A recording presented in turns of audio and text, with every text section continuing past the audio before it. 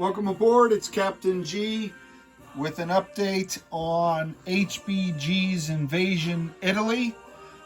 The end of turn 8, which would be February of 1944. Next turn, March of 44, turn 9 will be the spring. We have 4 turns left. So we'll start down here, point 1 in the south. A couple things I want to call out as we look down here in the southern part of the map.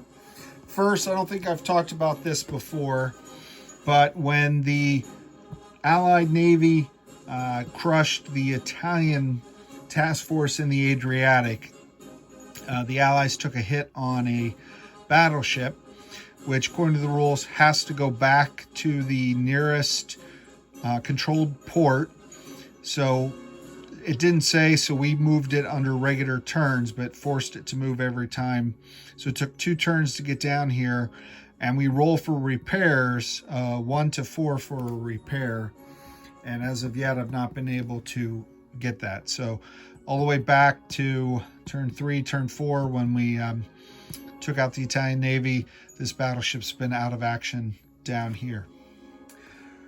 The other thing for the south, really, I want to call out, one is the volume of Allied units that are log jammed down here. This is quite a significant force. I don't know how many pieces altogether, but this is 5, 10, 15, 16, 17, 18, 19 mechs just in these 3 piles. So a lot of units sitting here in North Africa waiting to get up into Italy, waiting for transport. And I'll talk more about that as we go forward. Also a lot of trucks which can be used to move troops quickly across the map. But again, I've been prioritizing artillery, mechs, and armor on the transports over the trucks. So I don't have that many forward, and Egg just took out a couple of the ones I had with air bombing. The other thing I'll call out is this orange guy here is a Polish tank that arrived. 2 Polish armored units and 1 artillery arrived at the end of turn 8 for reinforcements, which I'm thrilled at because I only painted 1 of these sculpts and a couple light tanks just in case in some game they get into action, and they almost never do. Well, they never do until now. So I'm just thrilled, and it's one of the reasons that I am thoroughly enjoying this game. So we've got Polish units. These are New Zealand units. We have Canadians already on the map. We have a lot of Indian troops, as well as the British and French are coming soon. And then, of course, a ton of U.S. units. So air, ground, sea, there are a ton of units in this game. Which is a lot of fun. If you've got the sculpts and you painted them and you want to use them, you got to use pretty much everything. I'm running out of transports. So the Allies are backlogged in getting this firepower into theater. So that's really the takeaway for point 1. Point 2 in the east. So since we took Toronto, we've now reinforced and moved up. The Canadian task force is now up here. They've secured the air base. We've reinforced the air base down here in Toronto with pretty much all of the British tactical and fighters, putting fighters on carriers now for their own defense. And then now some U.S. units as well as airborne, which can be transported by the bombers. We have a small force ready in the east. I haven't looked up who the new British commander is, but by February of 44, Montgomery should be back in Britain with Patton, with Eisenhower, preparing for D-Day, which is coming up, landing in France. So the British forces I have are going to land at Split and then move up the Yugoslavian coast This air task force, this air fleet is not in Split. It's actually in Rome. So next turn, I expect to get Split, which will be my 8th city. And again, Messina is mine for the taking when I want it, which is 9. But those are the last of the easy ones. So what's happened here is we transitioned from the eastern side to the middle. Point 3 is General Clark has moved up.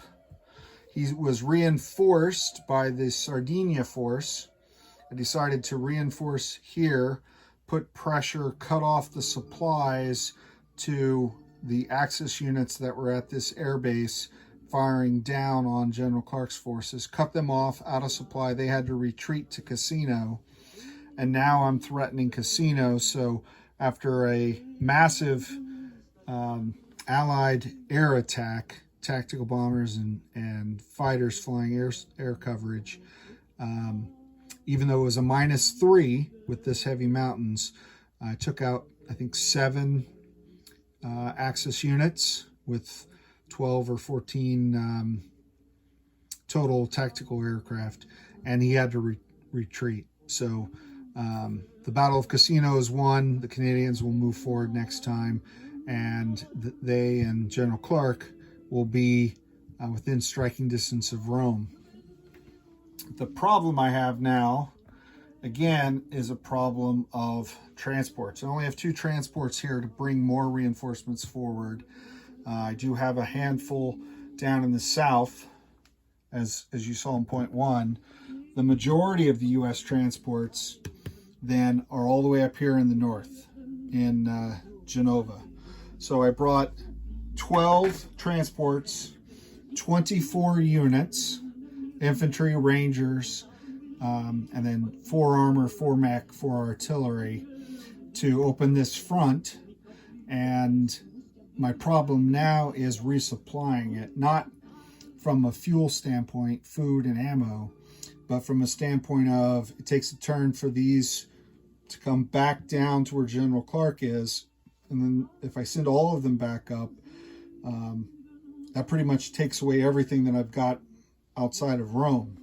So I'm taking from my right hand to give to my left when I really need to be shucking troops. So I've got to balance the number of transports that I'm using in this forward fight with a number of transports to push more troops onto the peninsula. So that's my problem there, but I have opened it up. Did take Genova.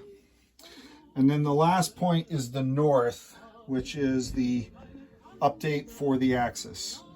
Now, on turns 5 and 6, maybe even 7, Egg won the initiative a few times in a row in the last 2 turns that we played. So it was 4, 5, 6, I think, is when he won initiative. The last 2 turns, the Allies had won them. So that didn't work out for me. I wasn't able to snipe the Tiger that I was looking to snipe, but it didn't matter because it takes 2 hits to wipe out a Tiger, and I only had the 1 tactical bomber, which I had forgotten. So even if I did go and get a hit, it would just auto-repaired. The interesting thing is there were no German reinforcements turns 7 or 8, which was nice. It was the first time he had not had reinforcements. I don't know if he gets no more reinforcements for the rest of the game, or if it's a break. I've had turns where the U.S. did not get reinforcements, or the Commonwealth didn't, or what have you. I think there was one turn where neither the U.S. nor Britain got a reinforcement, but for the most part, I'm getting a ton of troops, as you saw in North Africa. But now that I've landed in Genova, Egg has pivoted his reinforcements that were coming down the peninsula and moved them into these mountain cities. So Turin and Milan are now, not only are they in defensive mountains of 3, but there's a growing number of forces, and these guys are heading in as well as these slow movers. So he's basically sending everything because he doesn't have to hold every city. He's leaving Trieste pretty much wide open. He just has to hold 1.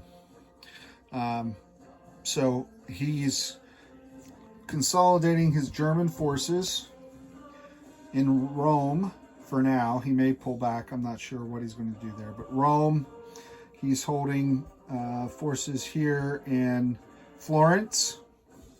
And then he's got these 2 northern cities. I have to take 7 more cities in the remaining 4 turns. And without proper logistics and reinforcements, this Genova force, as big as it is not big enough to fight its way through the mountains. 9, 10, 11, 12. So without pause, I need to hit 1, 2, 3, 4. Well, actually 9, 10, 11. I got to hit these cities in these mountains. So that's the challenge ahead of us.